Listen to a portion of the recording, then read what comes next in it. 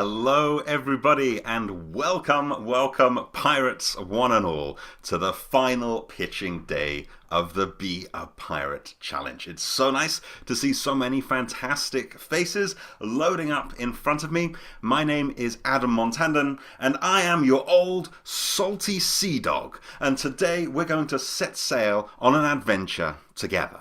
Now, over 1,200 young minds from 70 different countries have embarked on a journey to develop ideas for a better tomorrow. And they've been helped on their way with over 145 different mentoring sessions from 34 different mentors. They've been looking at things like ideation and innovation, business strategy, financial planning, branding, marketing, communication, design, prototyping, user interfacing, coding, science, exponential technologies, global challenges, and personal development. The list goes on, but they're all joining us here as we set sail on this wonderful journey. So welcome one and all. All the team members are here in this live call, and all the jury members are here too, and there's lots of you watching live on YouTube as well. So wave hello to Mum if Mum is watching online. Hello Mum. And out of 120 teams that got formed over the Moonshot Pirates project, 73 have made it to the very end. And today, we're down to the final 7 teams, the 7 piratey teams who've been challenged over the past few weeks with a 3-week challenge and then a week of online voting. And now they're all ready for the final pitching. But only one can win, and today we're going to find out exactly which team that is. So I'm excited. I hope you're excited as well. But somebody else who's also really excited is perhaps the captain of the ship, Marco. Marco, hello. Thank you for joining us. Hi, Adam. Hi, everyone. It's absolutely crazy and so exciting to be here.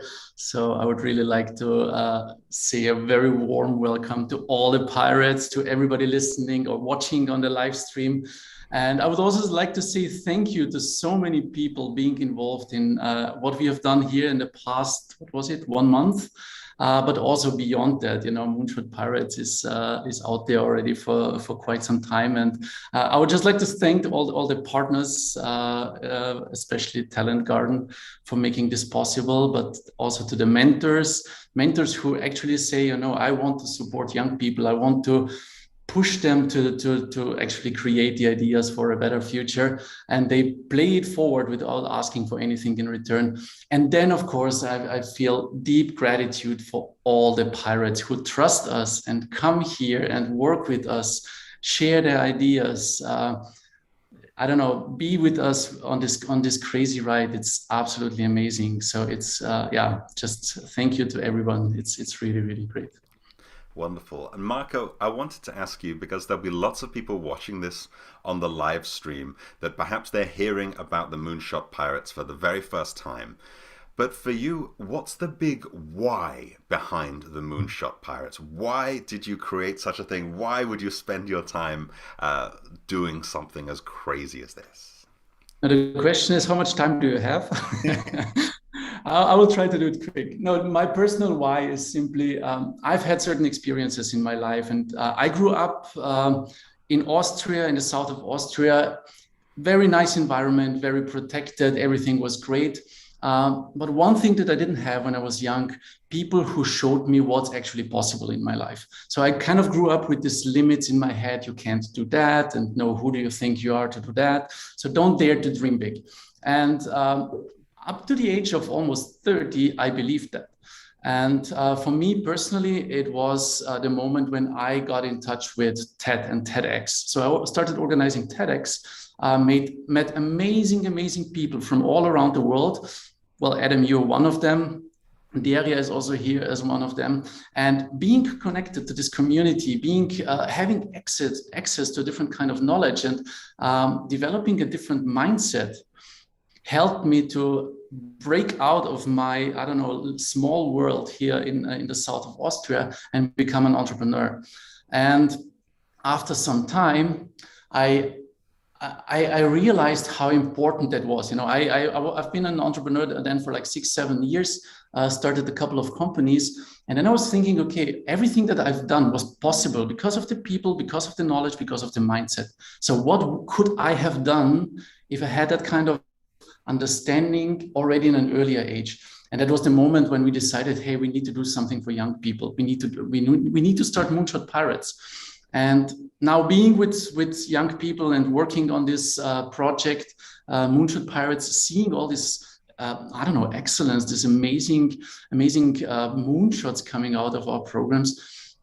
This just makes me so positive and optimistic about the future. So I know that our generation before us, they kind of messed up our planet, and I really believe now, knowing you guys, you can fix that, with all of your, dedication, passion, ideas, you can actually fix that.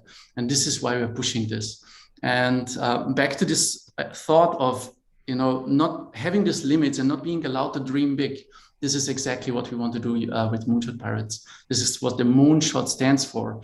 We want you to have goals where others tell you this is crazy, you can't do that. But no, that's what we want you to go for.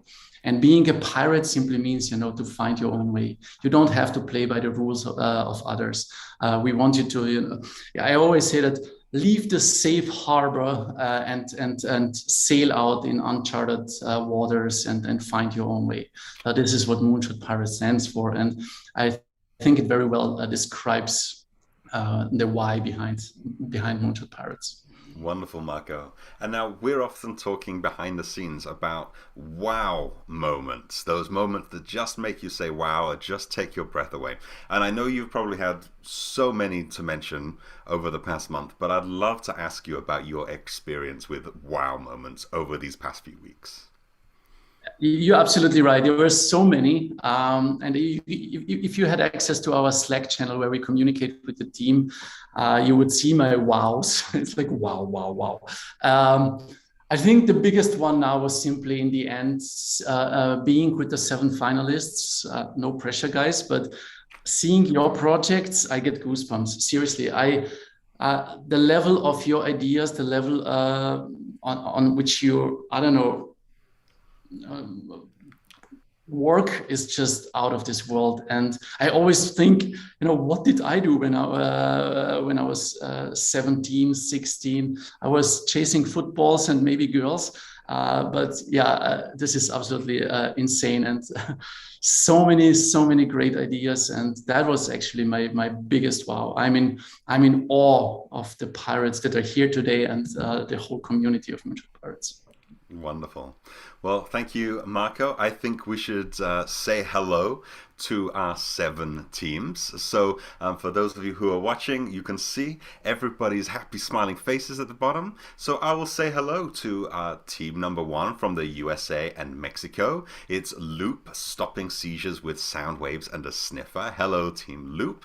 From the Ukraine, we have Idam, the medical assistance available to everyone, everywhere. Hello to the team from Ukraine.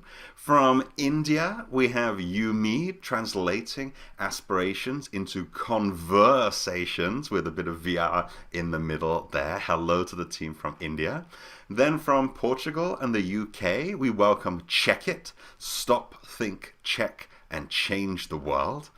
Another team from India, hello to Iashi, Heal Your Fear. Hello. From the USA and Canada, we have Nano Nutrio from the team Pomelo. Hello to you. And finally, we have the Apollo Therapeutics from Team Twinnovation. So welcome to all of the 7 finalists who are going to present today. And you're going to be presenting to our wonderful jury. Our jury is going to be looking for those who demonstrate this big moonshot thinking. Teams who explore exponential technologies and innovation, and those teams that are starting to build the things that really matter. And so I'd like to introduce you to one of our first jury members. He's an Indian-born American inventor and artist based in New York City. And his resume goes on a mile long. He's got dozens of awards and interesting titles to his name. In 2016, he was Forbes 30 Under 30 for manufacturing and energy. But my favorite on his CV was in 2015. He was on Vogue's list of cool people. Now, I've never been on a list of cool people in my life, so I'm very excited to meet him. He's got a keynote that he's going to share, so please give a warm round of piratey applause to Diera Dand.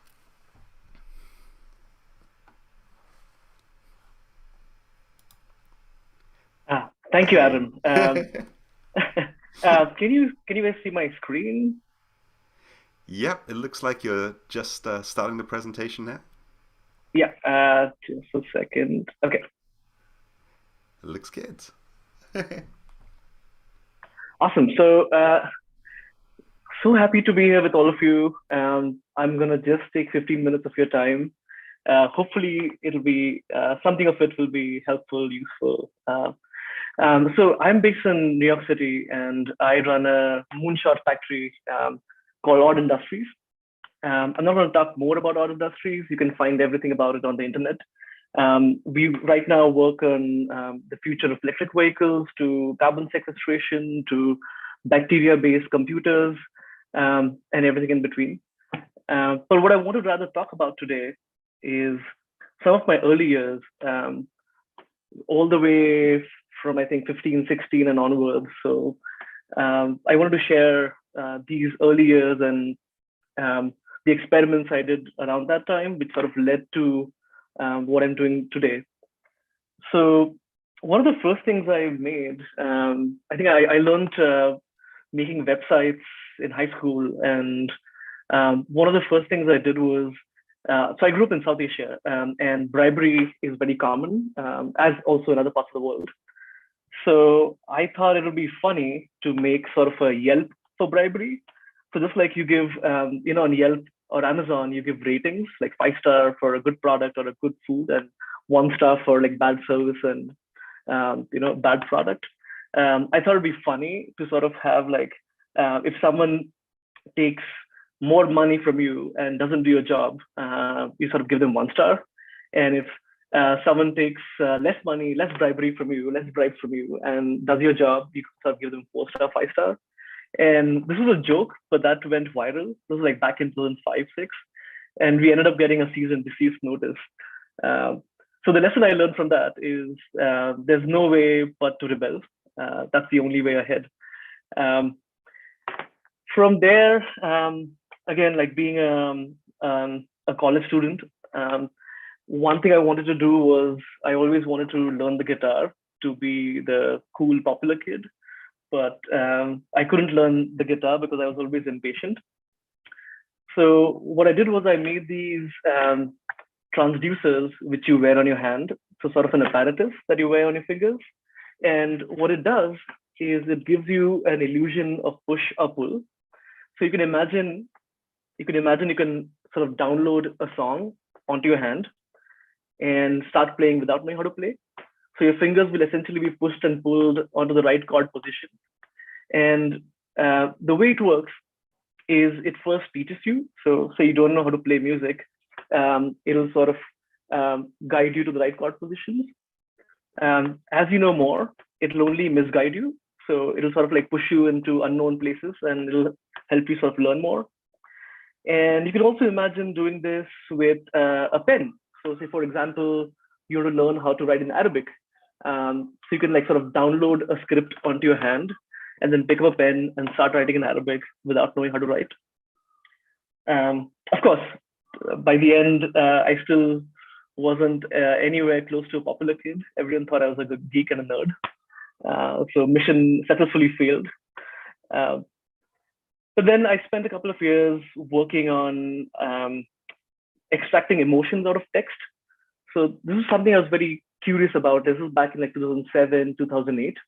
And I was curious about all this text that's on the internet, right? All these blogs back then, and people putting out all these websites.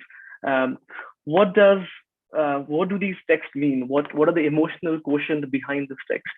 And I started exploring that. Again, Twitter was very new back then, so sort of using Twitter to sort of create this artistic representation of emotions behind the tweet. This was a flower which would essentially bloom or droop based on the happiness quotient of the world. So it would take a sample set of tweets from the live Twitter feed. And if the world was happier, it would bloom. And if the world was sad, the flower would droop. I use the same tech to sort of build devices for kids who had cerebral palsy and helping them to sort of emotionally communicate. Years later, I moved to Singapore. And in Singapore, I started exploring with emotional robots. So these were robots which sort of know how you're feeling. They know, they have a camera so they can sort of know where you are and the context of your current conversation. And they sort of, instead of being a functional robot, which sort of helps you do things, it's more of an emotional companion of a robot. So these were like experiments in the early days. The other thing I felt, this idea that, again, I grew up in a much more sparsely populated village and town. And Singapore was like the first big city I lived in. And one thing I saw was that everyone was always experiencing the world through this 5-inch slab of glass.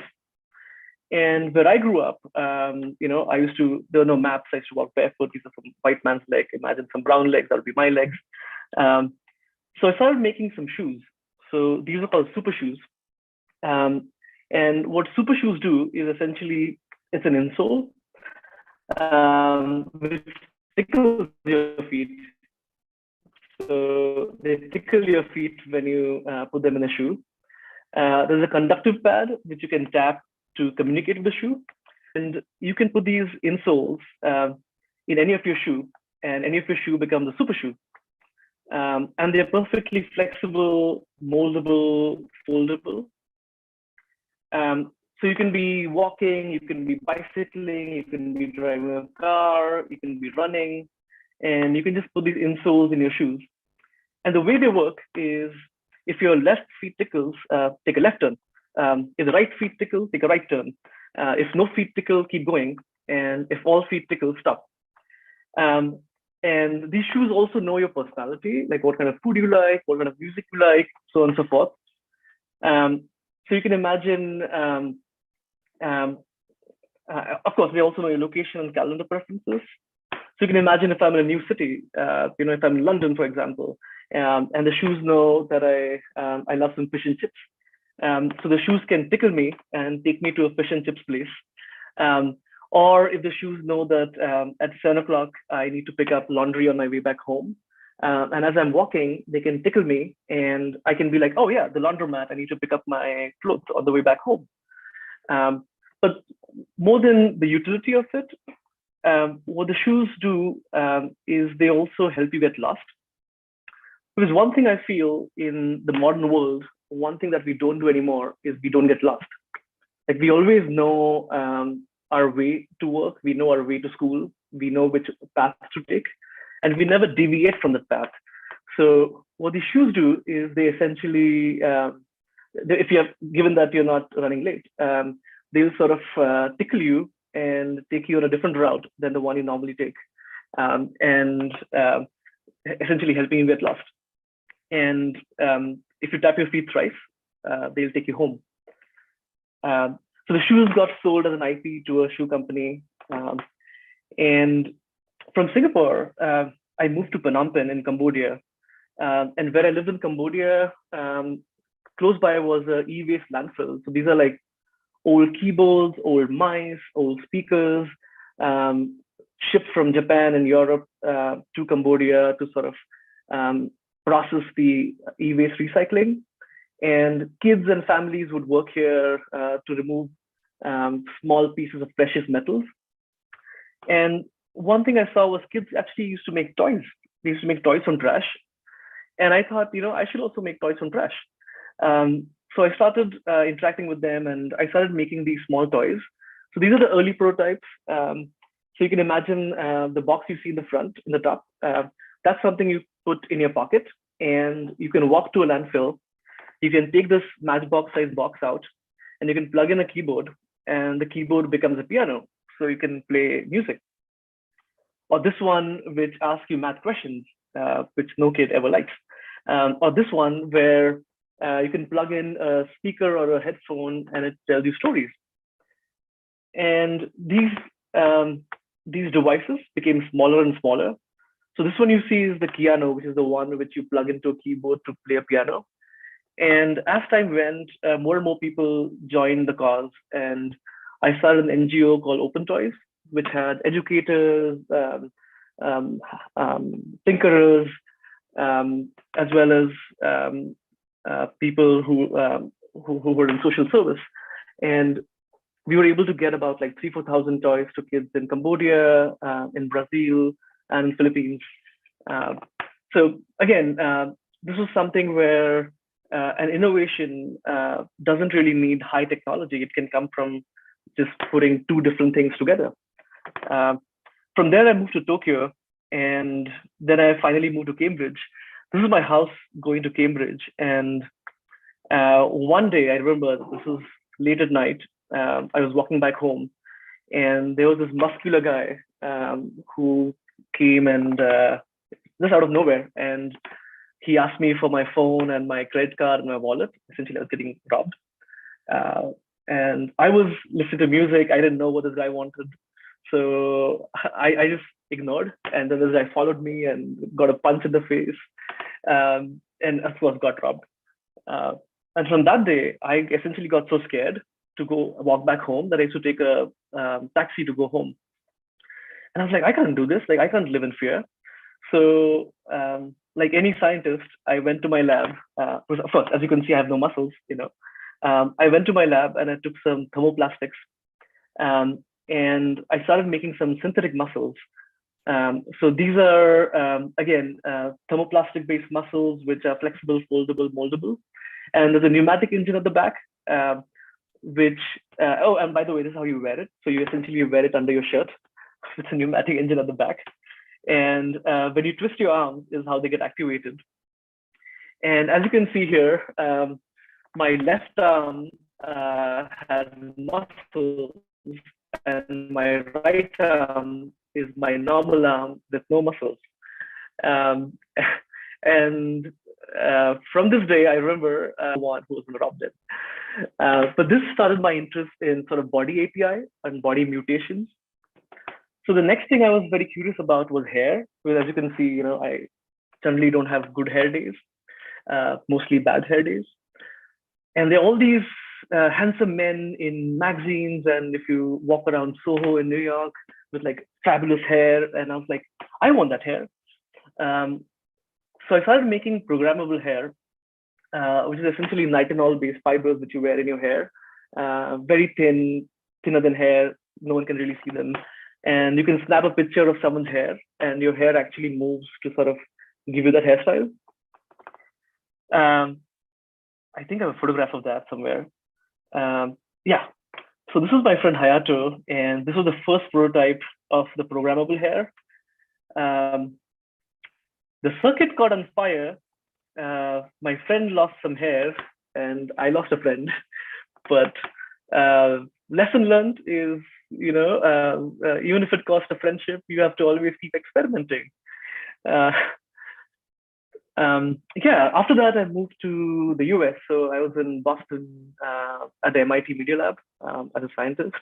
At the Media Lab, one thing that I noticed was, when I go to the lab, I always carry these different devices, right? Like, I have my iPhone in my pocket, I have my iPad in the bag, I carry my MacBook with me, my lab has the iMac, and I'm like, there are these 5 different devices, and they do the exact same thing.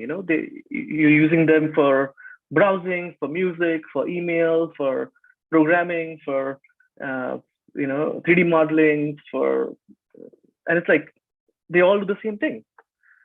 Why am I carrying 5 devices of 5 different sizes? Why can't I have one device whose size can be flexible? So imagine a rubber band, right? Imagine an elastic rubber band. And similarly, imagine an iPhone whose screen is elastic, and you can stretch your iPhone and it becomes an iPad, and you can stretch the screen and it becomes a MacBook, and you stretch it and it becomes an iMac. So I started making these elastic screens, and they're not only 2-dimensional, they're 2.5 dimensional.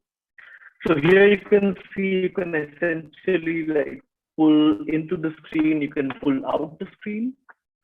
You can even stitch the screen together. You can also, like in this example, this is a terrain, right?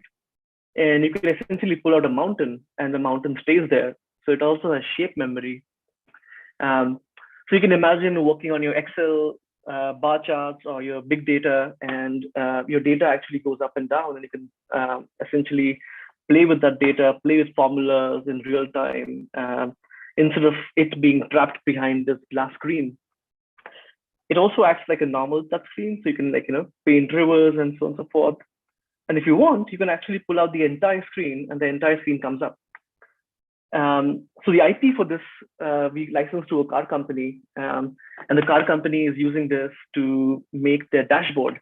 So you can imagine the dashboard of the car, instead of being hard plastic or just a screen, can be now this elastic dashboard, which is essentially alive, and you can pull out buttons from anywhere. So, the interface can be self-programmed essentially. And from here, from MIT, I dropped out of my PhD because I, at some point, realized that I'm publishing all these academic papers, I'm creating all these patents, but nothing that I'm making is living in the real world.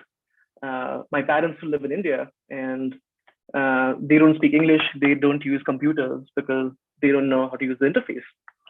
And one thing I felt was, wouldn't it be amazing if they could just talk to a computer? What if the computer had no screen and they could just talk to it? So this was the time I joined Amazon in Seattle, and Amazon had this Moonshot lab called the Concept Lab. So essentially, our task was to create things that are 5 years in the future. So crazy ideas, no top-down brief. It was all grassroots driven. This is my lab at Amazon. And after a couple of years over here, one of the things that we came out with was the Alexa Look. And even the story is funny. So this was like, we had this speaker which would play music when we were having lunch in the lab. And every time someone had to decrease the volume, we would ask someone to go and, rock, paper, scissors, and whoever lost would go and change the volume. And at some point, we were like, why can't we just talk to the speaker? Why can't we just tell the speaker that, increase volume, decrease volume? So we just made a prototype of a speaker which you can talk to. And then we had a 6-month open house, and Jeff came in, and we were showing him something else. And then someone shouted, reduce the volume of the speaker. And Jeff was like, wait, I don't want to see this, I want to see that. And that's the early story of the Alexa. And that was one of the things where it's like, oh, this is something that we worked on that's now in the hands of millions of people. It feels great. But also, I wouldn't call this a moonshot. This is something where you work with a company, the idea gets sort of diluted and gets shipped out. But it's also the other side of it, where something you work on now is in the hands of millions of people. So before all of this, I think I want to talk about one of the first things I ever made. And this is something that has no technology in it. And this is the last part I'm going to talk about. This was in my early teens when I was smoking a cigarette. And one of my professors, one of my teachers caught me, and he asked me to clean all the cigarette butts that were on the floor. And the rebellious teen in me was like, I'm going to do something creative out of this. So what I did was I essentially started putting plant seeds in the butt of the cigarette. So now when you smoke a cigarette and throw the butt, you're essentially planting trees. So this is about, these are some grass growing from about like 4 packs of cigarette butts. So you're sort of like making the world greener one cigarette at a time, or one butt at a time. But again, please don't smoke cigarettes. Really bad for your health. I want to end with a piece of advice that one of my professors told me once. So this is about how to find stuff that you want to do in your life, right? So one is, there are things that you love to do, right? There are things that the world needs. There are things that will make you money, and there are things that you're good at, your skills. Now, the thing is, the things that you're good at and the things that will get you money is essentially a job. The things that will pay you money and the things that the world needs is a business.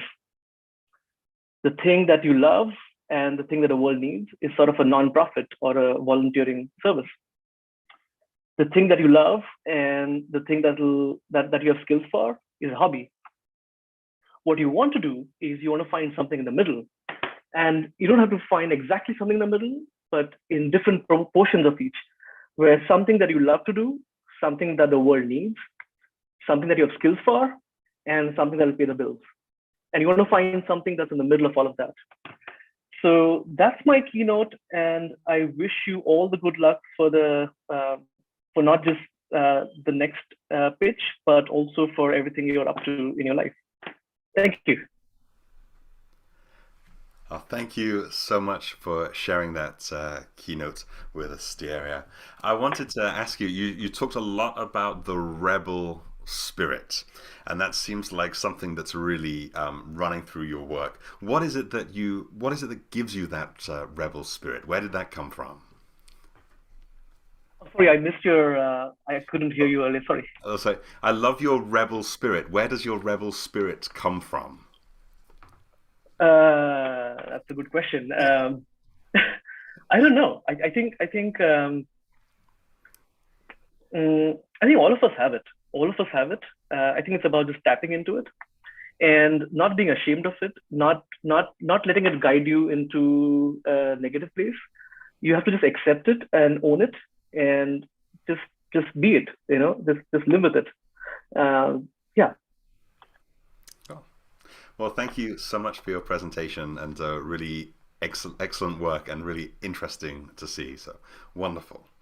And alongside Daria on the jury, we also are joined by jury member Sarah Rapp.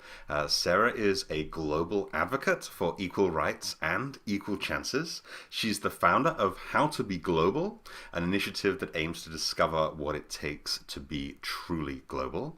And additionally, she's the senior manager of alumni and marketing campaigns of JA Worldwide, one of the most impactful entrepreneurship NGOs. She's a problem solver, creative brain, networkaholic, and perhaps most importantly, rebellious coffee lover. So welcome, Sarah. Thank you for joining us on the jury today. And also, we have Julia Amico Di Mina. I think I got that right. I hope I got that right. From Italy. Hi, Julia. Julia is the global director of the Talent Garden Innovation School. She's in charge of sales and strategy and execution, orientation and admission, product design, and career development. That's quite the list. She was the previous director of Talent Garden Innovation School in Italy, and she's spent around 10 years at Fiat Chrysler Automobiles in charge of innovation and customer experience and much more. So thank you, all three of you, for joining us on the jury. Now, in just a minute, we're going to hear the wonderful pitches and presentations that our teams have prepared.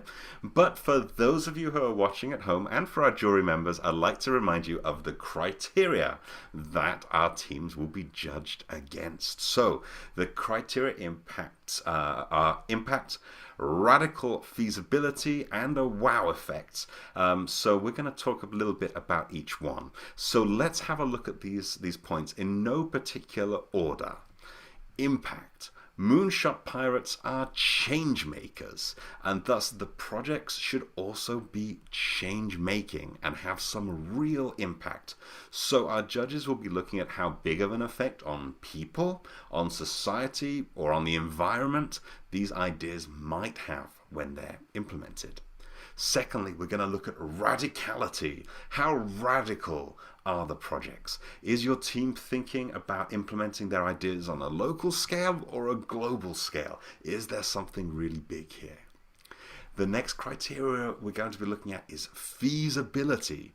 Although we go for moonshot quality and radicality, the project should still be a little bit realistic and possible to be executed. So the jury are going to be looking at what it would take to turn ideas into a real life solution, perhaps financially, perhaps technically, or perhaps knowledge-wise. So if you don't have the funds or the knowledge or the technology to implement it, it would be lovely to see what your plan is to get there.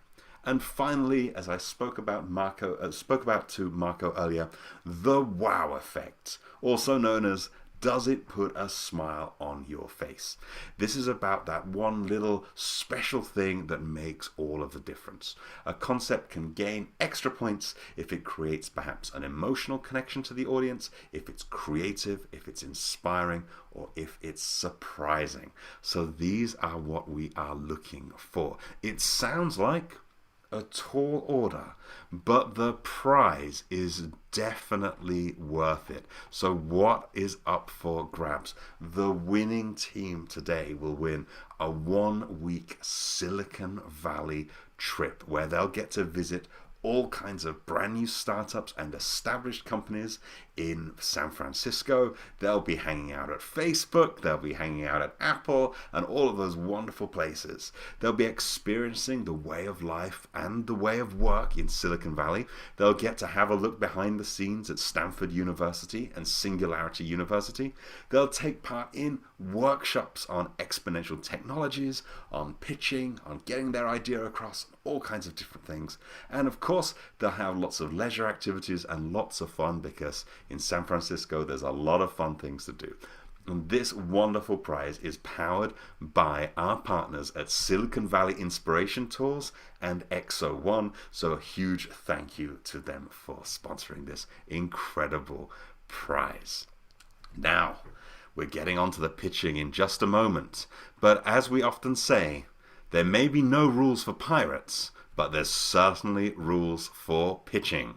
Each of our 7 teams will have just 3 minutes to state their case, and after those 3 minutes, our jury are free to ask 3 minutes worth of questions to really get inside each one of the projects. So what we're going to do is we're going to find out who's going to be the captain of the ship and who will be left swabbing the decks. So if you're ready, let's get started. We've got the jury, we've got the prizes, we've got the rules. Now what we need is the very first team. And I'd like to welcome team number 1 for the from the USA and Mexico.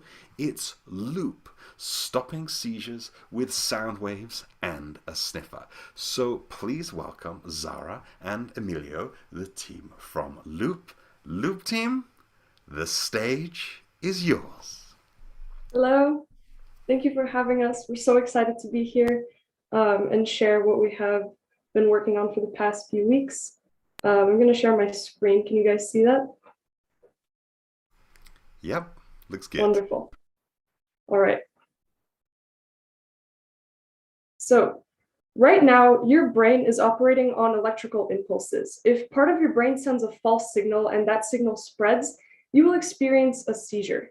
Now, on this level, a seizure might not seem like a big deal, but the reality is that seizures are debilitating. I was talking with my friend Leah, who has epilepsy, and it turns out that her condition impacts every part of her life. Think about things that you do on a daily basis, like driving, hanging out with friends, going to work, cooking. Everything is impacted. Leah can't drive because if she does, she can lose consciousness in the middle of it and never even remember that it happened. At school, she's facing the constant anxiety of thinking, am I going to have a seizure now? What will people think of me? What if I fall? And in the future, what if she's at work and blacks out? What if she can't look after her children because she's been hurt? And to top it off, she'll be paid 11% less than her non-epileptic coworkers. She has to take 3 different drugs every day, and they only work half the time. They cost her family thousands yearly and have tons of side effects. There are 19 million people in the world with cancer. There are 50 million with epilepsy. And yet in the US alone, epilepsy receives only half as much research funding. It is a heavily neglected but heavily widespread problem. All these people will continue to face uncontrollable seizures and their side effects for years if treatment continues to be unaffordable and ineffective. Why are we stuck in this mindset? Why are we stuck trying to optimize medication, which costs thousands upon thousands yearly for patients? Our solution is Loop, the kit that detects and stops seizures using biomarker detection and ultrasound. We have designed both devices alongside my friend in order to ensure they are affordable and match the needs of our users. First, the armband. Recent studies have shown that menthone and other compounds appear in human sweat prior to a seizure. The Loop armband checks the contents of the user's sweat and vibrates if it detects any of these biomarkers, effectively alerting the user of an upcoming seizure. This gives them enough time to stop what they're doing and press the ultrasound transducer to their scalp. It emits high-frequency sound waves which permeate through tissue and stop seizures in their tracks without damaging any brain cells. The magic of Loop is that it combines the best of different technology that has proved to work just in different settings. For example, skin patches have been used to detect insulin levels for diabetics for years. The Loop armband works on similar principles, but it isn't invasive. Ultrasound has proven to stop seizures with astounding accuracy and safety in lab settings. These studies are recent. Our technology is cutting edge, the competition is low, and the potential for impact is humongous. The time is now. This is the future of real-time neurological intervention. We are laying the framework for applications of similar technology in the future. We're starting with epilepsy, so that Leah and everyone like her around the world can live and be accepted as normal human beings. We're creating a future where seizures are a thing of the past. We're creating Loop. Thank you very much, Team Loop. And I'm going to head straight on over to the jury. And I can see Sarah definitely enjoyed that presentation. I can see by the smile on her face. Sarah, do you have a question for this team? Yes, first and foremost, wow, you guys, I mean, you nailed it. Perfect presentation, all the slides on point. You're talking, and I especially love the quote in the end, which gave me a smile on my face. Not only that, my question is, how feasible is it to actually produce both devices? I know they're a prototype right now, but I would love to learn a bit more on like how feasible you think it is. Right, so I'm going to share my screen one more time. I have some slides that will help me explain that. So, I mean, first of all, we're considering cost of production, right? When it comes to making ultrasound devices, there's a distinction that we need to make, because you're probably thinking of, the big bulky ultrasound devices that are used for prenatal checks, and those are very high power, and they cost a lot of money to produce simply because they have a lot of transducers that are made of materials that take a long time to manufacture and are difficult to manufacture. Our device is only output. It's not forming a picture or anything. It's just sending out around 800 kilohertz of sound waves, which is like 100 times less than those used for prenatal ultrasound. And because our output is so low, we need less voltage. It's more portable. Recently, studies have shown that we can make polymer-based transducers instead of silicon or ceramic as currently exist, that are more flexible, and they're more economically, environmentally friendly to produce and take less time and less money. So we're going to be bringing the cost of production from a few thousand down to way less than 1,000, which makes it both affordable for us to produce and affordable for the patients. This is we're using very versatile technology that can be implemented in a variety of ways. And the materials that we're using are going to be very cost effective: durable plastics, upcycled plastics, and polymer-based transducers. Emilia, would you like to talk about the armband and how that's going to work? I know there have been examples in the past of people using similar technologies to filter through sweat, and Emilia can talk about that. Hello, I don't know if you can hear me. Yeah, so I'm sorry if it's a bit noisy. So it's actually very feasible to build the biomarker detection devices. There has been multiple implementations for people with diabetes, as long as as well as other diseases.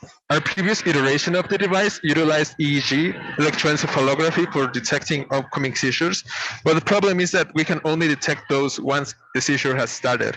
So it could be the idea of using a sweat-based biomarker device would be to try to patch as much information. So that's just one instance that we can get the body information, but we could use a combination of EEG technology as well as heart rate data, as well as other light-based ways to get information about the chemicals of the human skin. Great. Thank you so much, Zara and Emilio. We're right out of time for questions, so thank you very much, Team Loop. We shall see you a little later on. And we're going to move now to our team number 2. From the Ukraine, please welcome the team of Idam, the medical assistance available to everyone, everywhere. So please say hello to Valeria, Oksana, Karina, and Alexandra. And I hope I pronounced your names almost correctly. And I can see your screen is loading up now. So when you're ready, team from Ukraine, the stage is yours. The war came into our lives all of a sudden, taking away thousands of lives. But it has also destroyed 105 hospitals, and 500 were damaged. The war hugely limited access to medical care. No medicine is possible to deliver to occupied territories. The AMC reaction dropped significantly due to dangerous transportation. However, although a bit different, these problems exist worldwide. And the vision of our team to solve them is by using drones. But wait, medical drones aren't a new idea, but do they actually work? The main problem with existing drones is their short flying distance, which makes a drone usable only in small areas. The second downside of those drones is their limited abilities, which usually only include delivery functions. Additionally, these drones spend most of their energy just on floating in the air. But we are ready to present a game changer. The main problem of propeller drones is their short flying distance, and the main problem of plane-like drones for long distances is their inability to land everywhere and precisely reach locations. So we came up with an idea to combine both drones in one system called Idam. Idam consists of one bigger drone with wings like a plane and a small drone with propellers which will be deployed once the bigger plane-like drone reaches the approximate location of the accident. Idam's main function is to be a paramedic assistant. Aside from the medical transportation, Idam will have built-in tools which will enable it to sense the person's pulse and breathing without attaching any sensors using video processing technologies. The number of use cases of Idam extends far beyond the regions affected by war. The drone can be deployed in mass casualties. Driving faster than a medical team, Idam will detect wounded victims, assess their vital signs, and transmit this data directly to the medical team, indicating the order in which to provide help and the precise location. By using plane-like drones, Idam will be able to fly long distances to remote villages. Overall, by combining existing technologies, we will present an innovative solution to the medical service. The future of our project involves research and the partners, companies, and now we're in communication with them. And then the final prototype, which would be ultimately wrong to call final, as we are planning on the drone improvement with new technologies being developed. Idam's abilities make it useful in numerous cases. But the main priority for our team remains the medical assistance of Ukrainians affected. The obvious solution would be to stop the war, but the second best solution is to use Idam to change its consequences. Idam, make medical assistance available to everyone, everywhere, anytime. Thank you very much, team, for your wonderful presentation there. Great. And I want to throw it straight away to the jury because I see Tahera has his hand right up there. So I would love to hear his question first. Yeah, love the idea. Two questions. One, are you also thinking of, is it going to be like a one drone per UAV or multiple drones that a UAV will go and, it'll sort of cover a larger area and like distribute 5-6 drones and collect them back on the way back? And second question being, do you also see this being paired with, for example, areas where there are no doctors or paramedics? Apart from delivering medicines and instruments, do you also see sort of a remote video doctors helping people with the medicine? Yes, I will answer the first question. So the idea is to have a drone like a plane to fly the long distance, and one drone to be deployed from the plane-like drone to reach the exact location and do the ground mission, and then to be picked up by the bigger drone. The plane-like drone will be circling in the air like an eagle in that meantime, and the connection system will use laser guidance. Yeah. I will go for the second question, and as Idam will be equipped with different video technologies, including the video camera itself, it will be also able to connect people with the specialists themselves. So if the situation is not an emergency, and for example, a consultation of some specialist is required, then this drone will also be able to act as a Zoom platform for them.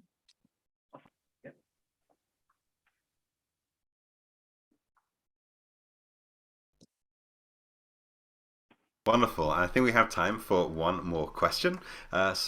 Julia, have you got something on your mind that you'd like to ask this team? Yeah, I do. From a business model point of view, how do you guys think you sustain the activity?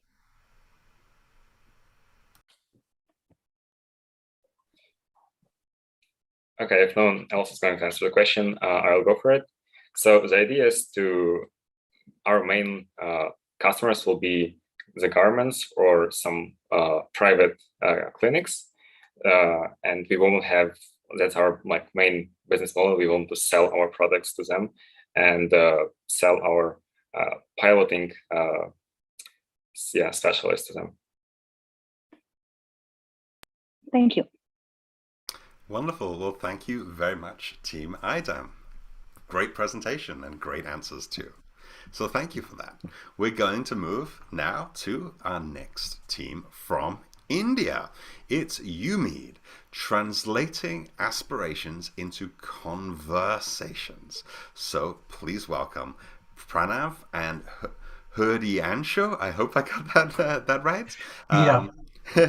Well, team, the stage is yours if you would like to share your screen. Yeah, I'll just be sharing my screen. So thank you, Adam. And we are really excited to show our work, which we have been doing since the past 5 months now, including this challenge. And we are ready to show what we have in store. So I'll just share my screen. That's great. Okay. I hope you can see my screen. It looks good. The stage is yours. Greetings, everyone. UMEED is a new age venture linking VR gamification and mental health therapy. Think of a life full of confusion and fear, where communication is daunting. This is precisely what is happening to millions of people worldwide, with a staggering growth rate of 180,000 people a year facing autism spectrum disorder and aphasia post-stroke, in addition to 1 in 44 people having symptoms of speech disorders. We have come up with UMEED. This application provides free and accessible therapy to everyone. We have created dozens of interactive environments capturing different situations for users. From bakery to grocery store, the user is given certain tasks to carry out in the game. This is Joe. His aspirations are converted into conversations by checking the pronunciation and grammar. This is followed by comprehension so that the user can improve their communication. The sentence breakdown is carried out in 3 simple steps. Firstly, the user's audio is taken as input and converted to text. The sentence is divided into various themes that allow the AI chatbot to respond to the topic of interest. Following this, latent semantic analysis takes place, which is a linguistic breakdown of the sentence to see the correctness of the sentences spoken. Accordingly, the difficulty of the conversation is determined. As the user finishes his conversation module, a report is generated for them to understand the mistakes and improve on further levels of the game. With our game, we intend to help users achieve these 5 critical skills that are a part of every conversation therapy session. This game will be free for all users because our goal is to spread happiness, boost confidence, and encourage people to work on their skills rather than be discouraged due to their disorder.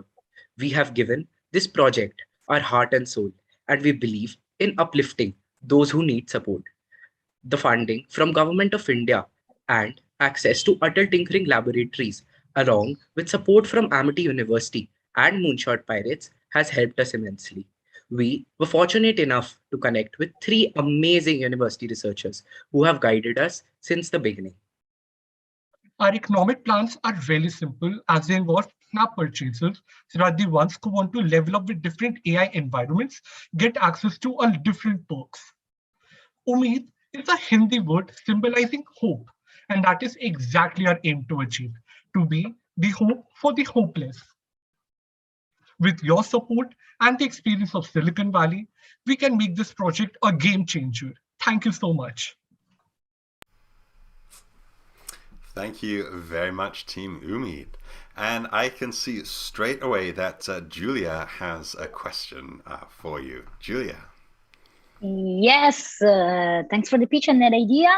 I have a question on, I see you already have some partnership and some research that are helping you, but I want to understand better how you're going to test the product market fit. Right. So we have already conducted 2 experiments with the funding that we were given by the government. We were also given access to some NGOs in our locality and in different states where we work with children of different ages and also with adults who are right now in the industry. With them, we were able to check the authenticity of our app and how useful it is for everyone. Even in the presence of therapists that worked in the NGO, we were able to determine that that app has a very, very big reach, especially in a country like India, because mental health is a big taboo over here. But the moment we integrated gamification into this, everyone united because everyone loves games, and a game as interactive as this can keep anyone hooked. So this game has a very long retention rate as well as a market reach because there are more than 90 million people right now, and the growth rate for the patients is increasing year by year. I would just like to add on with this, like we specifically traveled to different NGOs across India, and we tested it up on different people having autism spectrum disorder and aphasia. And when we told them to continue the therapy for a month, we were really surprised by the results. It's really accurate and it really helped them. And getting a smile on their face really made our days. So the process and the I would just like to thank Moonshot Pirates for such a time, such a process in getting to know people, and yeah. Wonderful. And I see Daria has his hand up as well with a question. Oh, you may need to unmute, I think. Yeah, I was curious that given that VR headsets and their availability isn't that widespread, do you have a plan for maybe having this app or experience work without VR, just using, say, a smartphone? Yes. So when we designed the VR, we did not only use Unity, which is a gaming software for VR development. We first created our 3D environments in Autodesk Maya, and then we exported it to Unity. After making them in Maya and testing them with the basic Android applications as well, the user can definitely interact via a simple phone device as well, because the main purpose of the app is to basically converse with an AI chatbot, and that can happen through phone as well. But the immersive experience of a VR where a person can fully get into his or her own personalized experience, that is where we thought of, introducing a VR. Wonderful. Well, thank you very much, Team UMEED. We're at time now, so thank you for your wonderful presentation. Thank you so much. We'll say you're very welcome. We'll say goodbye to you for the moment. We'll catch up with you in just a moment. But I can see logging on. It's the team from Portugal and the UK. It's Check It, Stop, Think, Check. change the world. So we're excited to hear from them. So welcome, Thomas and Rafael. The stage is yours. If you are ready to share your screen with us, then hello, can you see it? welcome. Yes, we can see a nice big map. Okay, great. So when you're ready, the stage is yours. Okay. We live in a world where information is widely spread and accessible. And while this has brought enormous advantages, it has also created one of the biggest issues for humanity in the 21st century, which is misinformation. A lot of us live fastly paced lives, and because of this, we're most often than not aware of this problem. But it's there in almost every action in our daily lives. It's there when we scroll through social media, when we watch the news, when we fight for climate action, when we're worried about our health and well-being. It influences discrimination, our personal development, and even our education. And so this is why this is such a huge problem. This is where Check It comes in. Check It is our solution, and very simply putting it, it's a way to help people identify misinformation. And for this, we have two big areas. The first one is a more social area, and it's awareness and education. We truly believe misinformation is one of the root causes that is causing so many of the issues we have globally. And we don't want to just fix the symptoms, we want to fix the root cause. So that's why we're targeting misinformation. And we believe we can do this by educating the next generation. The other side of our project is the more digital side of it, and it's Kid, an innovative digital tool. Now, imagine Grammarly, but instead of checking the grammar aspects of your text, Kit is actually checking the accuracy of the information you write. And it's doing this with the help of AI, machine learning, and computational thinking. So what's next for us? We applied to the Rocket Launcher program, which is designed by the Moonshot pilots. We want to build an MVP and finally get our idea up and running. And we also want to add expertise to our team. And for this, we want to partner up. This is why it's so important for us to win this challenge, because if we get this trip to Silicon Valley, just imagine how many people we would meet that would be able to help us make this project a reality. Because I know we all have really busy lives, but sometimes we just have to stop. And when we stop, maybe let's start thinking about what we feel, what we hear, what we write. And if we don't know, we check it. It's okay, we are all human. We don't know everything. These three simple actions can allow us to change the world. Because let's face it, how can anyone make the right decisions if they don't have access to the right information? Thank you so much for your attention. Thank you, team, for your presentation. And I can see Sarah has her hand up right away. So Sarah, you have a question for this team. Thanks so much for the great presentation again. Wow, you guys are honestly all doing really well. My question is, I think we all have the same problem right now, that there's a lot of misinformation, and it's really hard to detect on, of course, what is misinformation, disinformation out there. So you mentioned that you want to use AI and machine learning, but I wonder, how did you check on, like, because there needs to be a source, right? There needs to be like the initial, this is quote correct, and like what is correct in like different cultures, different environments. So really curious on like where your original this is correct source might come from, or what do you thought about this? Cool. I guess I should answer. So we noticed your exact same problem within different cultures, within different areas. There tends to be different viewpoints, different perspectives, and we knew that we really wanted to target this area. And so what we did is we went onto a lot of different websites.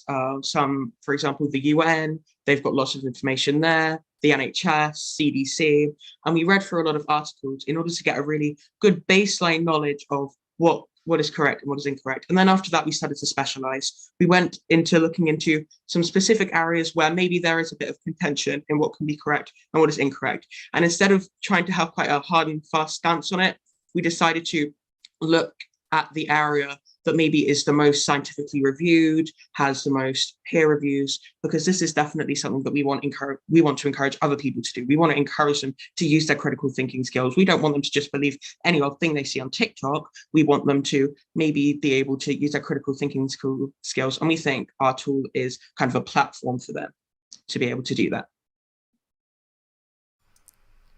Thank you. And Daria, do you have a question also for this team? And if you can unmute. Yeah, I think I'm always doing that, putting myself on mute. Yeah, so love the idea, but again, like similar question, which is especially given that right now we are in a live news cycle where everything comes out and like 5 minutes later, it's out there on different mediums. How do you see checking stuff real time, especially if it's information that's not just very base facts or numbers, but something someone might have said that's subjective. Yeah, like how do you see the real-time aspect of it? So this, go ahead. You want to go? Okay, cool. So for this kind of thing, we've developed a website that also has the algorithm on, but this isn't, the kind of algorithm isn't the only thing. We've got lots of different resources, lots of different areas that people, maybe for something that's a bit more subjective, maybe that isn't a hard and fast scientific based answer, they can go onto the website and take a look through and really understand the basics of how they can read through the information and how they can really kind of come to their own conclusion. And I guess if they're not able to do that, and if maybe they don't think they have the critical thinking skills in order to do that, they can come to our resource and take a look through it. And obviously nothing is 100% perfect. And even if it comes out with an answer that might not be 100% correct, they can hopefully use the skills that they've gotten through some of the educational aspects that we want to add into our solution to really go through and build up kind of a repertoire of different skills they can use in order to check their information real time and to kind of, again, build this critical thinker in all of us. So we really want our solution to inspire. Exactly. And besides, this is also why we want to use machine learning and AI, because obviously we can't be keeping up to date every news that are online. And we just want to have machine learning do this. They check, they see something that the algorithm that is incorporated in the machine finds weird, and they're going to flag us. And if they need, and we'll take a look at it. And if we need, we'll ask for other people's opinions, experts' opinions. Well, thank you very much, team with the project Check It. Great presentation. So we shall say goodbye to you for the moment as we welcome the next team. I can see them busily loading in. All the way from India, we have Team Iashi, Heal Your Fear. So we say hello to Anusha, to Vansika, to Sunaina, and to Edia. Oh, and I think there's an echo somewhere. So I will quieten myself down and hand over the stage to you. So please feel free to share your screen when you're ready. Okay, it's all loaded up. Looks good. I'll leave you to it. The stage is yours. Namaste. Ever happened to you that your fear is in front of you and you don't know what you will do next? Jury, what do you think you will do in this situation? Yes, we all will panic first. According to a report from WHO and UNICEF in 2019, every 1 out of 8 people have mental illness worldwide. And up to 35% of the population experience panic attack at some point of their lives. Our product right here is a perfect solution for these situations. We want people to have more peace, confidence, and courage among themselves. But how will we make it possible through our device? We are using sensors in our device like PPG, GSR, DS600, and SpO2 to detect our fears. Our band has a feature to give the rise to analysis, that is fear. We are including the use of recycled polypropylene in the band body. There is also an included use of Arduino and button batteries. The band is for detection. There is a vibratory motor fixed in the band and the skin patch, which will trigger down the acupoints on the palm of our hands, which will also be included with an SOS button, which will send notifications in case of an emergency to the contact saved by the user. Now, why will people use our device? So every person has some other kind of fear, and everyone who wants to overcome them can use our device. From students having exam fears to others having different kinds of phobias. Everyone and anyone can use our device easily. Moreover, the band will be kind of a simple, cool, and fashionable design, which will encourage more people to buy our band. So, what are the unique features of our device? We would be using different sensors to give one result of fear analysis. Second, we are the first of its kind in the market, unlike other existing health band companies. Third, for the product, we'll be making a single board that we will insert all in the sensors in our band. This will reduce the cost of the sensor and it is sustainable in nature. Once we launch our product, we will be collaborating with different mental health organizations, hospitals, and also schools in order to help more people overcome their fears and to reach out to larger audience. Therefore, we want people to stress less, know their fears, overcome it, and lead a happy life every day. We hope you like our project, and we are excited to take it to the next level with the help of Moonshot pilots. We are looking forward to learn more things and implement it in our product by learning from multinational companies in Silicon Valley. Now, we would like to conclude our presentation. Fear stops life, not death. Thank you for listening out to us. Thank you very much, team. And I know that public speaking can often be a big fear, but you certainly weren't fearful there, so that's wonderful. And I can see he's unmuted and ready to ask a question this time. Daria, what's your question for this team? Lovely presentation. You guys are fearless. Question, what are the sensors you use to detect fear? So we are using 4 types of sensors, that is PPG, DS600, GSR, and SpO2. What are the different attributes they detect? Yeah, so PPG is used for the heart rate sensors, DS600 is the skin temperature, SpO2 is the skin conductance, and GSR is the blood pressure. Did you guys run some tests on what's the false positives or what's the percentage of times you actually get the right detection of fear? Or say, for example, you might be bicycling or be exercising. Does it give a false positive? Yes, sir. That's why we are using 4 different types of sensor. So each sensor has a different range of detecting fear. So there are 4 different ranges there, and once all 4 different ranges come together as one, that time we are getting to know that yes, this is the time when the person is in fear. So that time the band will detect it. Wonderful. Like we are using different kinds of algorithms, according to it, it will show the result and detect it. And Sarah, do you have a question for this team to help you perhaps face some fears? I do. So unfortunately, I had panic attacks in my life. So I was very excited to hear that you came up with a solution. However, I think sometimes panic attacks are there's not necessarily like an emergency situation where you need a person to come and support you. You just have a panic attack and then you just need to calm down and then it's gonna be fine. So did you think of additional, materials or courses, training, teachings, anything which could help not only detect that you, for example, have a panic attack, but then also have other solutions rather than only having, an emergency call to someone who could support you? Yes, that's why we are having a skin patch. So the skin patch goes on the acupoints of your palm. So they are placed on the nerves and the acupoints that are in your palm, and they trigger the nerve and calm the sensations of the fear. And also we have the SOS button, which will, call and contact with the emergency people who the user have set while logging in, so they can take help of the people they need.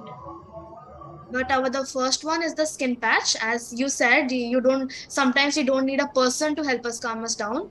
We need to be in ourselves. So that's why we have the skin patch and the vibration that will go on your acupoints and calm the nerves.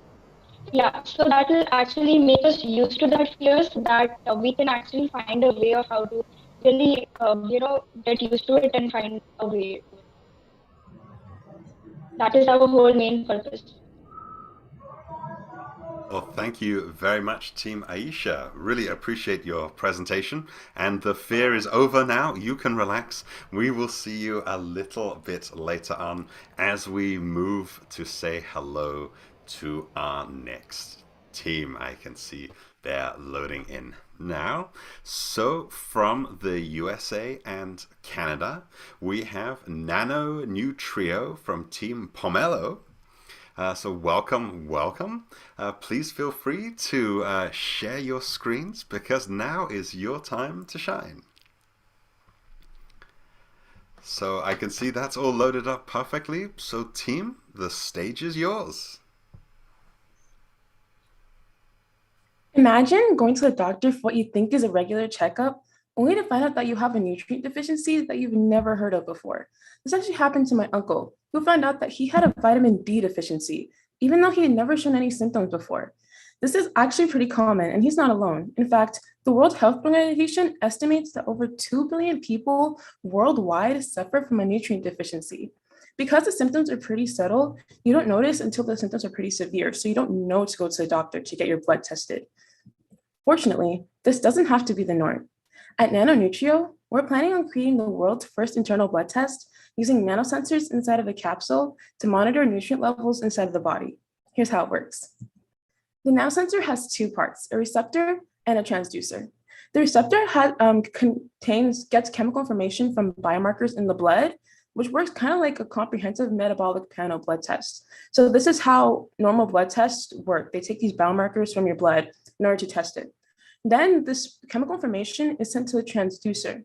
The transducer is the part that converts this chemical information into a measurable signal.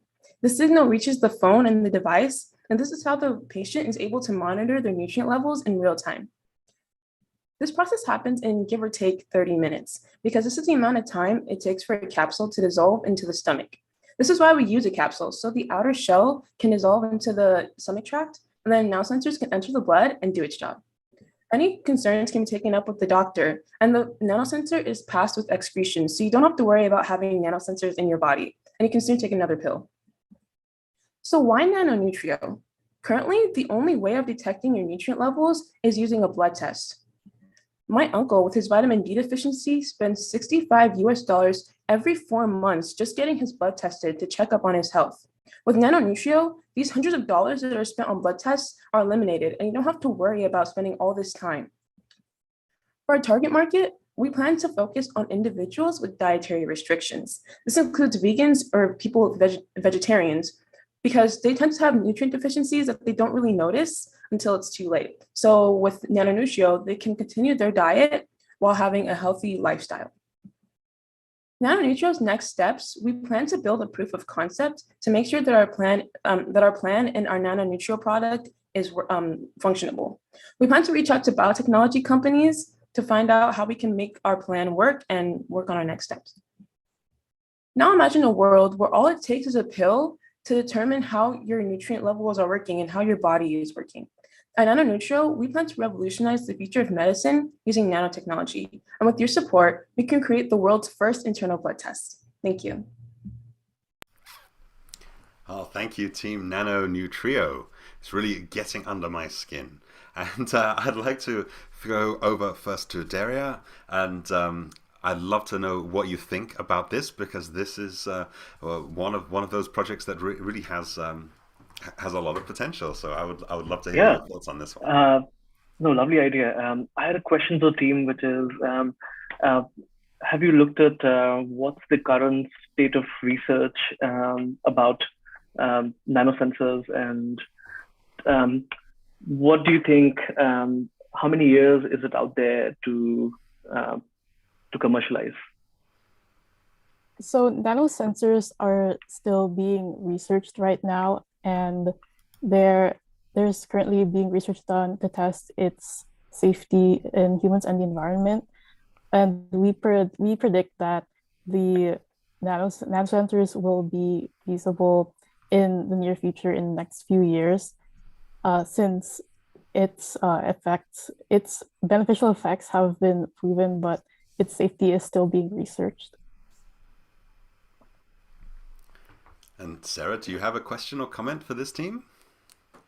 Yes, I love this one because I specifically just went to the blood test last week to make sure everything is fine. And I'm actually also part-time vegan, how I call myself.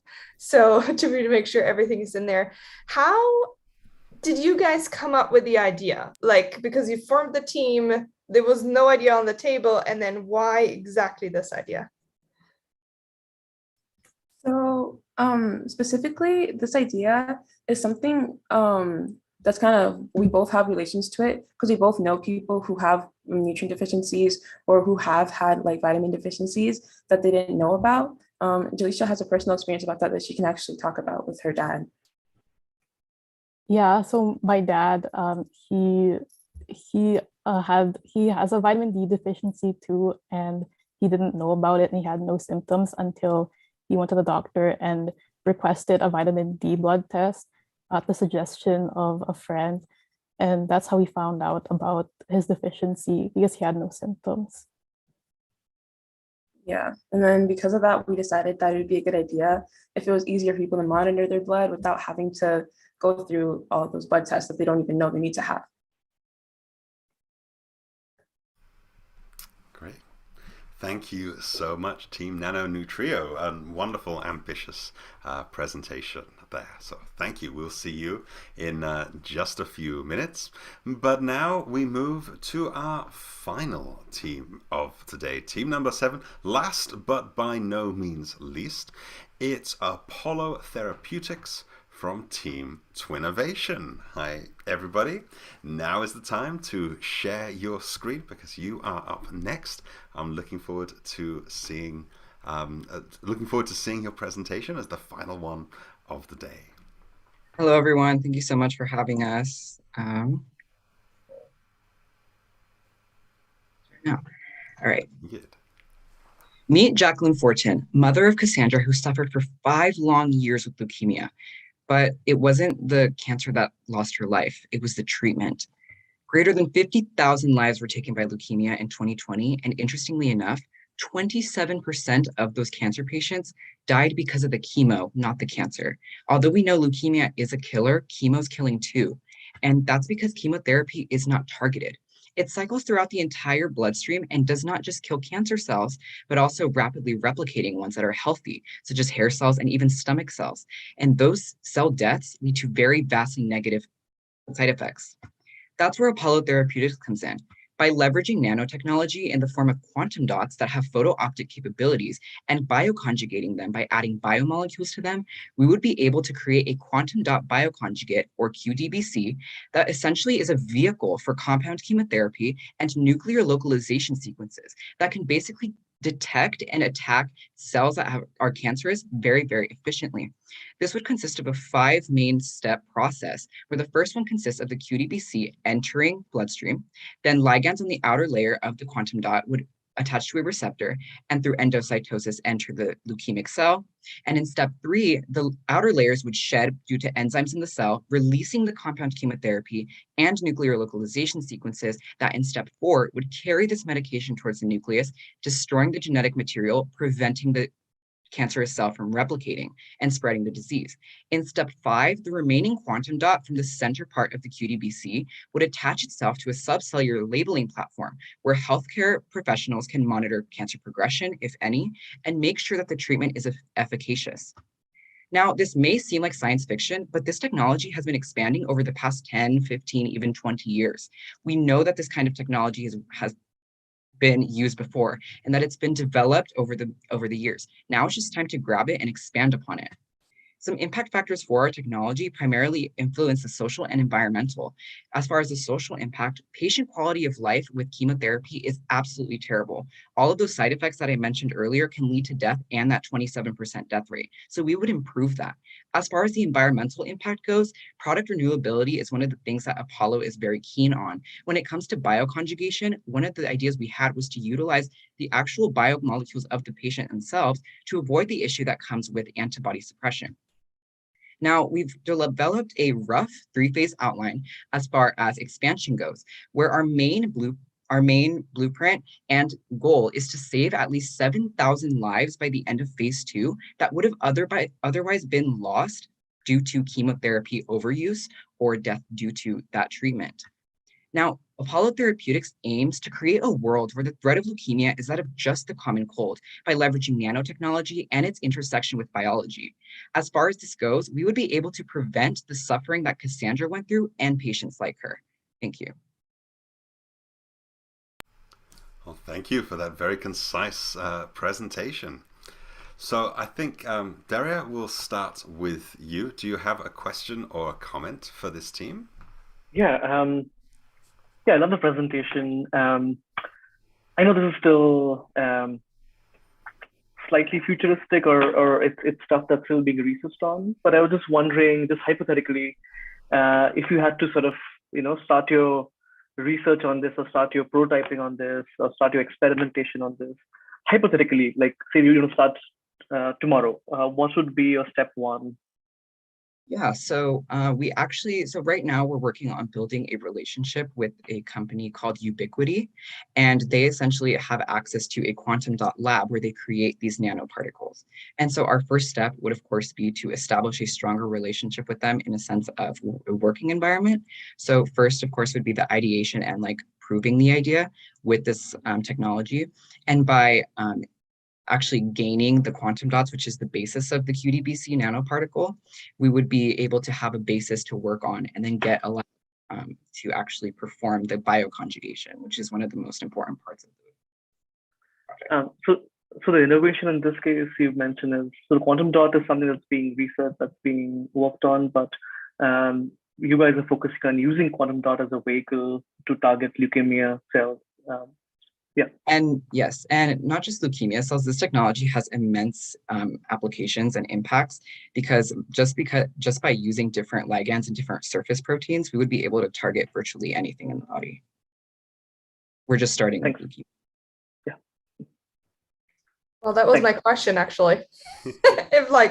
Is this the only form of cancer? And I mean, honestly, I felt like I'm sitting in a keynote in like whatever university where it was like, how in the actual, what is going on? So very, very well done. And I feel like all the ideas, they touched me personally because I lost my granddad to cancer. So thank you so much for honestly stepping up and doing this.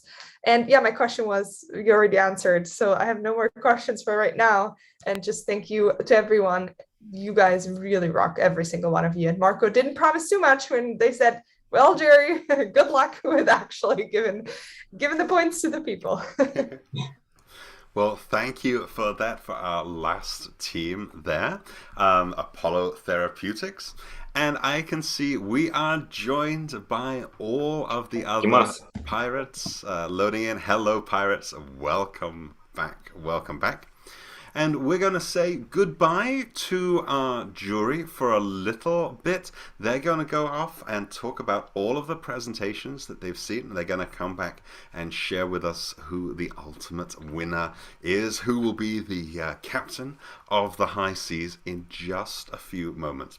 We've seen so many wonderful presentations today, from working with epileptic seizures to drones doing medical drops, VR for speech therapy, handling misinformation and fear detection, and from nano blood tests to quantum dots for chemotherapy.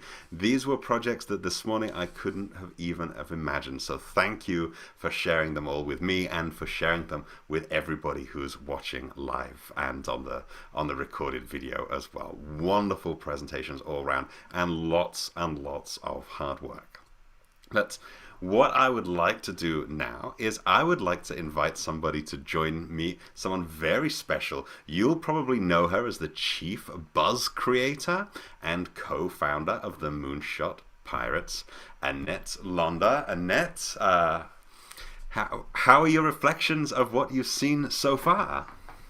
Holy moly. I mean, absolutely amazing. I mean, since we have started Moonshot Pirates, every time I meet all these young change makers and they share their ideas, I am completely blown away.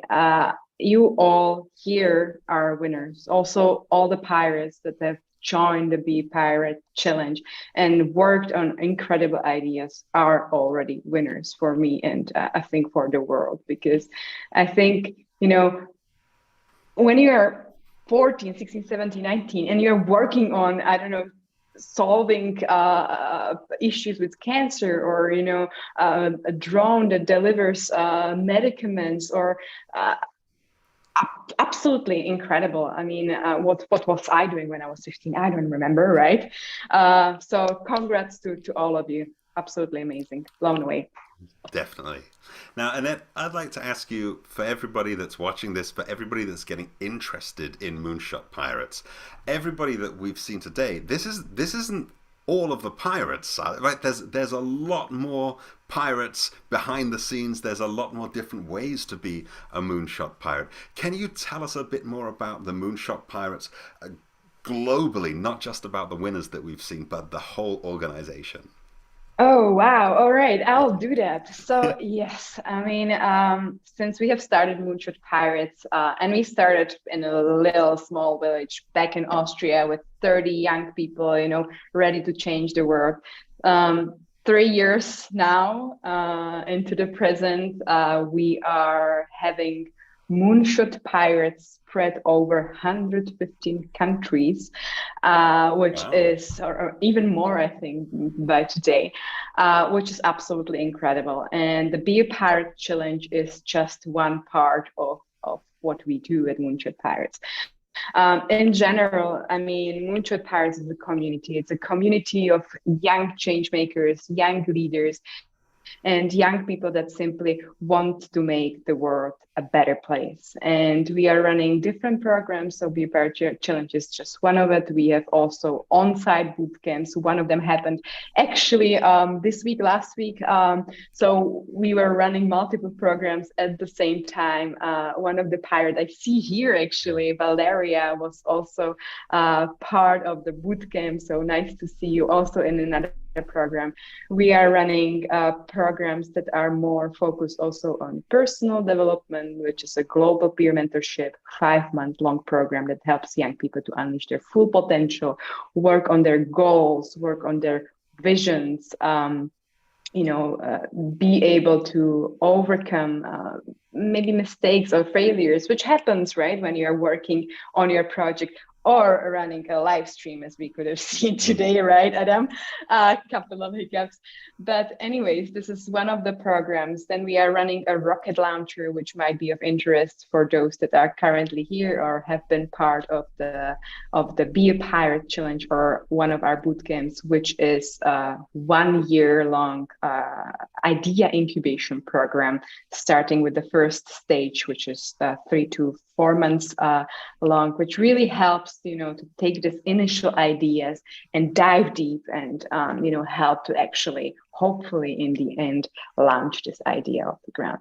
But in general, we are community. So we are running multiple events, not only these long-term programs, different workshops, and we have an absolutely incredible community of various mentors. And I have to just say, thank you to everyone, not for only joining the Be a Pirate Challenge, supporting these young change makers here, but to all the mentors that are working with Moonshot Pirates since the beginning. I think right now we have around 300 mentors part of our community, and we couldn't have done it without them. So, Annette, I'm so glad that you mentioned the mentors, because they're an important part of this process behind the scene, giving advice and giving support. Can you tell us a little bit more about what the mentors do, and especially if anybody is watching this and they're interested in becoming a mentor, because you're working with young people so much, and now I've got my big, long, gray beard. I'm afraid I don't fit into that category anymore. How could people become a mentor? And take me through a little bit about what they do and how they get involved.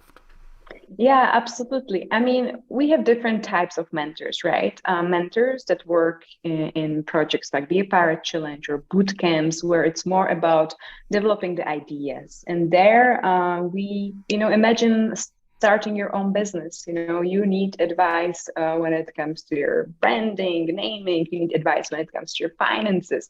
You need advice when it comes to ideating, prototyping, and so on and so on. So really, we're looking for experts in different kind of areas that want to pay it forward and work with young, inspiring leaders, as you can see here.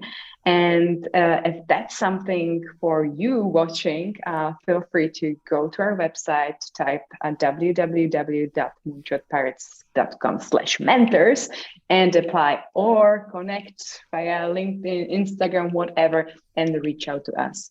One thing that is absolutely important for us, that we are all working on an eye level. So doesn't matter how old you are, whether you are a pirate or you are a pirate mentor, we are all on an eye level. So we always say, this is not a school, we are global movement of change makers. That means mentors and pirates. So if you want to do that, feel free to reach out to us. When it comes to the Global Peer Mentorship Program, that's a little bit different, right? That's all about personal development. So it's more about kind of coaching, asking the right questions and leading through the process that we have prepared for the mentors. So if you are more into that topic, you know where to find us. Wonderful. And so can you tell us a little bit about the future of the Moonshot Pirates? Because of course you mentioned you've been running for 3 years, and of course this has perhaps got bigger and wilder and crazier than you could ever have imagined when it first started. So tell us, what's the ultimate dream? Where is the Moonshot Pirates going to be in 5 years or 10 years or 50 years? We're all looking to the future. What's the future of the Pirates? I mean, the world is our oyster. So I really hope, and that was at the beginning, you know, when you say word pirate, everybody has this kind of like bad connotation to a word pirate. I really hope we change that. And when you say word pirate, everybody will be like, oh yeah, Moonshot Pirate. That's the guys that are changing the word for better. And what I really want is that globally young people, when they need a network of amazing mentors, when they need a help with developing their ideas, or they just want to connect with purpose-driven, impact-driven young people all around the world, they will be like, oh, okay, I need to join the Moonshot Pirates community. So what I really want is that, you know, young people all over the world will say, hey, I'm a Moonshot Pirate. Wonderful. And you've been through all sorts of interesting things. You've become a mom, so congratulations. But you've also been seeing so many weird and wonderful projects and ideas and wow factor things coming up through the Moonshot Pirates. So I would love to ask you, out of all of the funny things that you've seen, interesting things that you've seen, mind-blowing things that you've seen, what has been the most surprising or unusual thing that you've experienced as part of your Moonshot Pirates journey? Wow, you have taken a little bit wind from my sails. What was the most? I mean, there have been so many moments that were like, what the hell just happened, right? I mean, right now for the challenge, we had over 1,200 participants joining. Like 3 years ago, if you would have told me that, I would be like, are you kidding me? Are you serious? No, that's not possible, right? One thing of that. Or right now during the bootcamp, we had, so we always invite some young people to also share about their projects, about their ideas. And we had one of the previous bootcamp participants, you know, joining from last year to held a keynote about her idea that she actually developed during the bootcamp. She just got funding for it from the AWS, which is an innovation bank. She's working on it full time now for a year, and it's just like, okay, this is what we help to kind of ignite, you know. That's absolutely amazing. And I hope to see also all of you pirates here on this call go for it, go for those projects, go for those ideas, because they are absolutely change making. Yeah. Oh, this is the beginning, this is the first step of something that can really change and really make an impact. Thank you so much, Annette, for sharing that with us. Thank you. I notice that the jury are slowly making their way back into the main room, which means it's almost time to find out who the winner is. But of course, none of this would be possible without the wonderful partners that really help and support the Be a Pirate Challenge and the Moonshot Pirates. So we have to say a huge thank you to Talent Garden, who've been a phenomenal partner. Talent Garden were founded in Italy in 2011, and they're now the leading European co-working network and educational institute for digital and tech community. And in fact, they have networking spaces in 18 campuses in 8 countries, in Austria, in Denmark, in Ireland, Italy, Lithuania, Romania, Spain, and France. So if you're around, you have to go check out Talent Garden. It's not just a high-pressure 24/7 co-working space, but it's a community of innovators and founders. And the Talent Garden mission has always been to create local, vibrant, globally connected campuses that empower digital and tech communities. So if you're ever stuck in your bedroom working alone thinking, I need some collaborators, then Talent Garden could be a place for you. They've got over 4,500 different innovative people inside their network of campuses, and they're the base for ideas and collaboration to thrive. So to support their community, they also launched back in 2015 a Talent Garden Innovation School, which is an innovative educational institution that offers training programs in things like coding or data, marketing, design, business. They do so much for individuals and companies. So please do check out our main partner, Talent Garden. And also, we have a wonderful partner, Silicon Valley Inspiration Tours and EXO-1 with my really good friend, Nikki Skeen. I've known Nikki for a long time, and he's always been a strong supporter of young people with innovative and creative ideas. So the Silicon Valley Inspiration Tours are the team who are going to be taking the winning team with them behind the scenes at all of the hottest companies in San Francisco. They're providing so many workshops, mentoring sessions, help, support, and advice. And I mean, you're going to have so much fun with Silicon Valley Inspiration Tours and the EXO-1 project, which is a wonderful online community full of inspiration and innovation and big ideas. So thank you to both of our partners. Now, this is where we get really exciting. I want to go first to Sarah. Sarah, I want to ask you, as we're getting sort of near the end, can you share with us your final thoughts for today? What have been your overall impressions after seeing all of these presentations and projects? Yeah, totally. So every single one of you, I've seen a lot of pitches, also due to my job. And we said it in the jury meeting, and we're not just saying this to you to make you feel good, but you actually crushed it. Honestly, like, the pitches were really great. There was not a single one where it was like, oh no, why did they start like this, for example? So I'm very, very, very proud of you. And no matter who wins, please continue with the idea. I'm sure that, well, I'm here and everyone here in this room is so supportive. So make sure to keep the connection with each other. And we hope to see you in like maybe the next challenge again or in any other program. And feel free to also reach out to me if you have any questions, if you need anything. But I'm very, very proud of you. And, you know, seeing your faces, I think the future looks very bright and not like the misinformation we have out there in the world sometimes. Wonderful, thank you. And Daria, you've worked on so many wild and wacky and rebellious projects. What were your reflections on today's Pirate Rebels?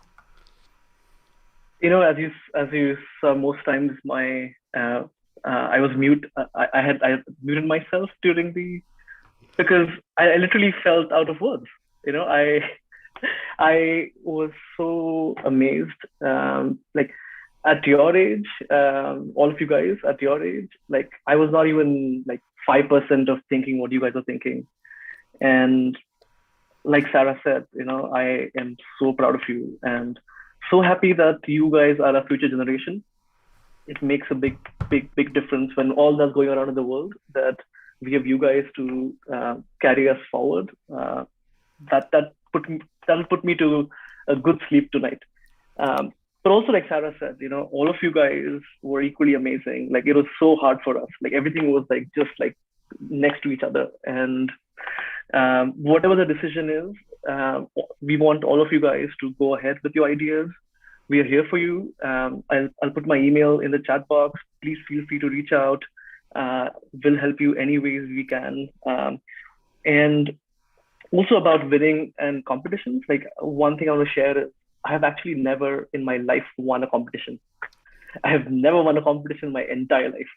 So just going out to say that it's not the end that matters. It's the journey. And I'm sure you guys have made friends with each other, friends with Marco and the team, friends with the other teams, and keep these connections alive. Keep the same spirit of innovation going ahead, because that's what makes a difference. Wonderful. Great advice and great closing comments. So I'd like to say a huge thank you to all of the mentors, to all of the participants, all of the pirates, and especially all of the crew backstage, because everyone who's been working behind the scenes, they don't often get the credit that they deserve. So big thumbs up to you. And I think there's only one thing left to do. We need a winner. So Daria, will you please tell us who you have chosen and why? And I'm almost too nervous to hear it, but please, the stage is yours. Yes, so this is Sarah and me together, and I'm going to do this thing where let me just count down to 3, and then Sarah and I together will call out the team name. Sarah, that sounds good? Yep, sounds good. Yeah, okay. Drum roll. 3, 2, 1. Loop. Team Loop. Team Loop, you won! Yeah. Congratulations, Team Loop. I can see shocked faces. I can see stunned looks. I can see lots of happiness. Loop team, unmute yourself. How are you feeling? How's it going? I'm waiting for the moment when I wake up, because this is obviously a dream. I'm clearly that's so incredible. Oh my goodness. I'm so thankful for this opportunity. I think just both this community, this environment, the competition, everything has been such an inspiring experience to see both how our project has grown and how everybody else's projects have grown, and just the fact that we get this wonderful opportunity is so amazing, and I'm so thankful for it.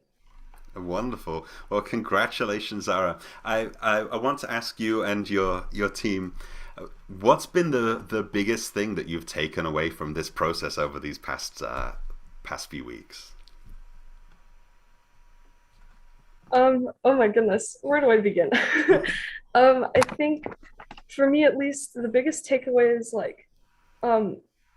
I think with working on this project and developing the pitch and everything, I think the most important thing for me was to keep kind of an open mindset, how to look at things from different angles than most people would, and to think about what are the different possibilities here, exploring different options without being too stuck on one in specific, and just kind of approaching it with the mindset of how can we make the best of solving this problem? How can we help people? How can we be customer centered and ensure that their quality of life is being improved? And I think just believing in the idea and pushing it through the end. We've had so many points where we've almost felt like giving up, and I think just putting in that little extra oomph and to see it through was so important. And just learning from past mistakes and everything. There's so much. Well, Zara, I'd love to know from you. There'll be lots of people watching this online, and lots of people who are thinking about becoming a Moonshot pirate. What would you say to them if they're thinking about it but they're not quite sure? What message would you give to a wannabe Moonshot pirate of the future? Just do it. Literally just do it. Even if you don't feel like you have any shot at it, still do it. At the very least, the least amount you can get from doing this is a wonderful community, learning something new. You know, I learned so many new things during this process. So it's not even just about winning, it's about like the process to getting there has so many learning opportunities along the way. And I think that's so important, you know, regardless if you're going it from the competition standpoint or not. So yeah, just sign up because you can do it. Thank you so much, Zara, and well done to the team of Loop. And well done to all of the other teams as well. You've performed fantastically. I can see in my notes, I know the judges had a really tough time because there's so many wonderful projects. And what I really look forward to is figuring out where these projects might go, because I hope that I will see all of you in 1 year, in 2 years, in 5 years, in 10 years, because it can take a very long time sometimes to get brilliant ideas into real life, but a really brilliant idea never really dies. So this is fantastic, and I hope that we'll see many of your ideas coming up in the future very soon. So I would love to say thank you to every single one of you for your brilliant presentations today. Thank you for wanting to make a difference, and thank you for ruling the high seas with a swashbuckle and a pirate flag. It's been absolutely wonderful to see this rebellious spirit and people really, really shooting for the moon. So thank you to all of you. Remember that you can go to moonshotpirates.com to find new events, new challenges, new programs, and Annette and Marco and the whole team are always working so hard behind the scenes to bring new and exciting ways for you to be creative. So all that I can say, all that remains to be seen is I'll see you out there on the high seas somewhere. See you next year, and thank you so much for being a part of this.